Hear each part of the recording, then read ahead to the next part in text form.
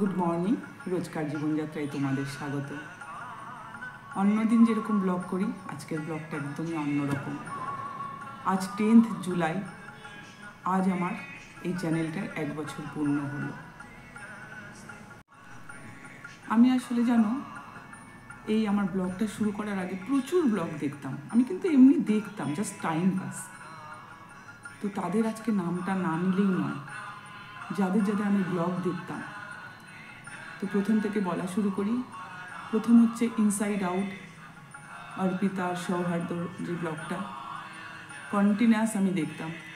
আমার ছেলে বাবান অনেক সময় আবার আমাকে ভীষণভাবে মজা করতো, মা তুমি তো সবসময় ওদের বাড়িতে বসে আছো।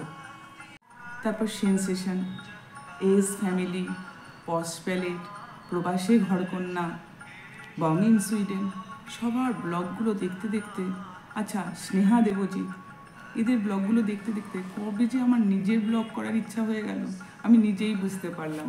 আমি কিন্তু কিচ্ছু জানি না ব্লগে, না জানি এডিটিং, না জানি আমি আপলোড করা, কিচ্ছু।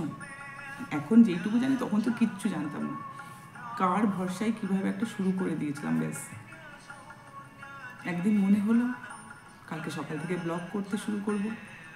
মাথাতেও আসেনি যে রেগুলার কন্টেন্ট দরকার, সময়ের দরকার, কিচ্ছু সব না, ব্লগ করতে হবে, শুরু করে দিলাম। এই যে যাদের যাদের নাম নিলাম আমি, এরা কিন্তু একরকমভাবে আমাকে ভীষণভাবে হেল্প করেছে, কারণ ওদের ব্লগ দেখে দেখে আমার ইচ্ছা হলো, আমি শুরু করে দিলাম। ওদের মতন তো না, হবে না জানি না, কিন্তু আমি শুরু করলাম। আমার ভালো লাগে, আমার ভিডিও করতে ভালো লাগে। তবে এরা আমাকে সাহায্য করেছে, এটাই সাহায্য। কারণ তারা করতো, তারা করে এখনো, আর আমি তাদেরটা দেখে দেখে আমার মনে একটা ইচ্ছা প্রকাশ হলো। আমি আজকে তাদেরকে থ্যাঙ্কস জানাবো। থ্যাঙ্কস মানে তাদের থ্যাঙ্কস জানিয়ে ছোটো করার তো ব্যাপার নেই, তবু আমি জানাবো। কারণ আমার আজ 1 বছর এই চ্যানেলটা পূর্ণ হলো। খুব ছোট্ট একটা চ্যানেল, তবু আমি হ্যাপি যে আমি এতটা দূর এগিয়ে আসতে পেরেছি। আমি তো ভেবেছি কয়েকদিন করবো, ব্যাস বন্ধ করে দেবো। আচ্ছা, আমি অনেকের নাম অবশ্য বলতে ভুলেও যাচ্ছি। যেমন আমার হঠাৎ করে মনে পড়লো শ্রাবন্তী, ওর ব্লগও আমি খুব দেখি, ভালো লাগে। সবার ব্লগে আমার ভালো লাগে, এই জন্য আমি দেখি। আমি স্কুল থেকে এসেই ব্যাস মোবাইলটা নিয়ে শুয়ে পড়লাম, ব্লগ দেখতে শুরু করে দিলাম। আরও দুজন রয়েছে, বন্নি সেন আর হচ্ছে পশ প্যালেট, এদেরও আমি দেখি। মানে আমি অনেক জনের ব্লগ আমি দেখতে থাকি। সবাই ভাববে সারাদিন স্কুল করে কত টাইম পাও, আমার যেইটুকু টাইম থাকে আমি ব্লগ দেখি, ভালো লাগে দেখতে। এই ভালো লাগাটাই কবে যে আমার নিজের মধ্যে ইচ্ছা প্রকাশ হলো আমি নিজেও জানি না।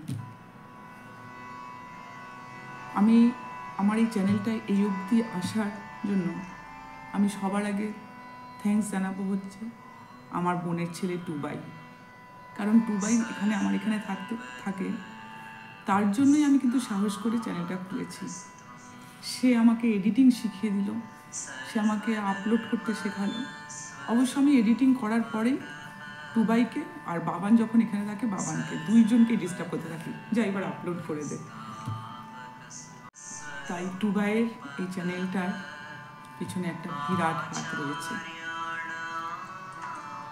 আর জানাবো থ্যাঙ্কস যারা দেখো মা ভাই বোন দাদা বৌদি, এরা আমাকে চেনে, এরা আমাকে দেখেছে, এরা দেখে আমার ব্লগ, এটা তো আলাদা কথা।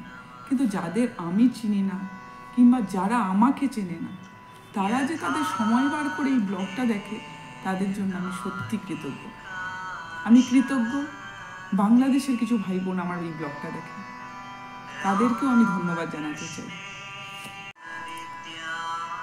অনেক মাথা খাটিয়ে নাম দিলাম রোজকার জীবনযাত্রা। রেগুলার যেমন জীবন মানুষের চলে ঠিক সেই, কিন্তু রেগুলার তো আমি করে উঠতে পারি না। সকাল 8টার মধ্যে আমাকে স্কুলে বেরিয়ে যেতে হয়, আস্তে আস্তে প্রায় 4:15 4:30 কোনো দিন। তারপরে ঘরে বয়স্ক শাশুড়ি মা রয়েছেন, ঘরের কাজ, তো রেগুলার আমার হয় না। আর একদম সত্যি কথা বলবো, রোজ আমার কন্টেন্টও আমি পাই না, যে ওই একই রকম জীবন একই রকম আমি পাই না, আমার সেই জন্য আমি করিও না। আমার এই চ্যানেলটার পেছনে ভীষণভাবে সাহায্য করেছে আমার স্কুলের যে কলিগ, প্রত্যেকে নন বেঙ্গলি, কেউ মারাঠি, কেউ গুজরাটি, কেউ রাজস্থানি, বাংলা তারা কিচ্ছু জানে না, শুধু একটা লাইন জানে আমি তোমাকে ভালোবাসি, এটা নিয়ে হাসাহাসি করে। তারাও আমাকে হেল্প করেছে। যাদের নাম না নিলেই নাম, সে হচ্ছে যোশী ম্যাডাম। যে কোনো জায়গায় কিচ্ছু একটা কন্টেন্ট পেলে আমাকে তাড়াতাড়ি করে বলতে আসে, দেবিকা ইধার আ যা ইয়ে ভিডিও লে। আর হচ্ছে রূপালী, ডে 1 থেকে সে আমাকে সাহায্য করে যাচ্ছে, কোনো না কোনোভাবে আমাকে সে কন্টেন্ট ইয়ে করতে থাকে স্কুলে।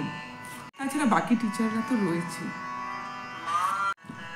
আমার এই ফোনটা যে স্ট্যান্ড, যে সেলফি স্ট্যান্ডের উপর দাঁড়িয়ে আছে, এই সেলফি স্ট্যান্ডটা দিয়েছে আমার এক দেওর। সে এখন থাকে আহমেদাবাদে।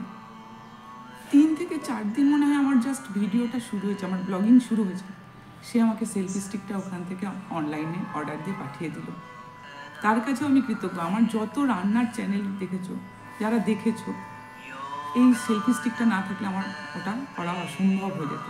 হাতে মোবাইল ধরে আরেক হাতে রান্না করা অসম্ভব, নড়ে চড়ে একসাথে। এমনিতেই হাতটা আমার ঠিকমতো এখনও সেট হয় না, এমনিতেই এখনও ভিডিওটা ঠিক মতো সেট করতে পারি না। আর ওইভাবে এক হাতে রান্না করবো, এক হাতে মোবাইল ধরবো, এই সেলফি স্টিকটা না থাকলে আমার সেটাও সম্ভব হতো না। তো তাকেও আমি, প্রশান্তকেও আমি ধন্যবাদ জানাতে চাই। আর একজনের নাম না নিলেই নয়, এটা এর সাথে সবারই একমত। একটা বাড়ির বউ, স্ত্রী যাই বলো, তাদেরকে যদি হাজবেন্ড সাপোর্ট না করে সে এগিয়ে যেতে পারে না। খুব কম সংখ্যক মানুষ এগিয়ে যায়, বাকি আমার মতন সাধারণ যারা, তাদের হাজবেন্ডের সাপোর্ট খুব দরকার। আজ আমার হাজবেন্ড যদি বলতো না কোনো দরকার নেই ভিডিও টিডিও করার, কিচ্ছু দরকার নেই, আমি কিন্তু করতে পারতাম না। কিন্তু সে আমাকে প্রথম থেকে, এতদিন দূরে ছিল, দিল্লিতে ছিল, সেখান থেকেও সাপোর্ট করতো, এটা না এরকম করো ওরকম করো।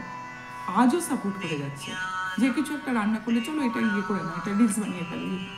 এই যে সাপোর্ট, এই সাপোর্টটা খুব দরকার মানুষের, তাকেও আমি ধন্যবাদ জানাতে চাই। আর জানাতে চাই আমার শাশুড়ি মা, তিনি কিন্তু ভীষণ আনন্দ পায় আমার ভিডিও দেখলে, ভীষণ আনন্দ পায়।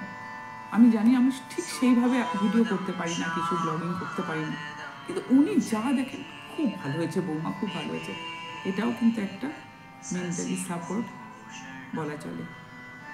খুব ছোট্ট একটা ভিডিওটা আর আগাবো না, জাস্ট যারা যারা আমার এই চ্যানেলটার পিছনে আমাকে অকপটে সাহায্য করে গেছে, তাদেরকেই আমি ধন্যবাদ জানাই। এইভাবেই আমাকে সাপোর্ট করতে থেকো, আর তোমাদের ভালোবাসা, তোমাদের আশীর্বাদ দেখি কতদূর এগিয়ে নিয়ে যাও। সবশেষে বলি, এভাবেই তোমরা সবাই আমার পাশে থেকো, আর